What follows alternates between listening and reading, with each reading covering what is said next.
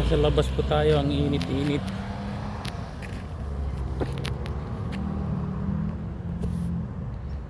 .31 tayo, ayan ang araw. 6:31 in the evening na dito sa Canada. Ayan, ito yung Walmart. Lalakad po ako at pumunta ako doon sa may Dollarama. Ayun po yung Dollarama. Ang problema, sarado siya.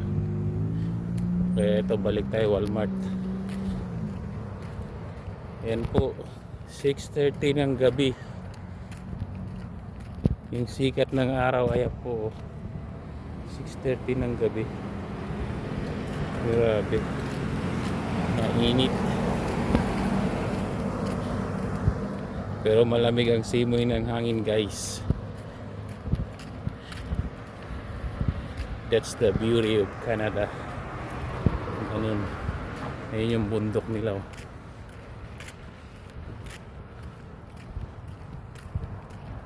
Ito yung mga paligid dito malapit sa tinitirhan ko. Ayan. Papunta akong Walmart.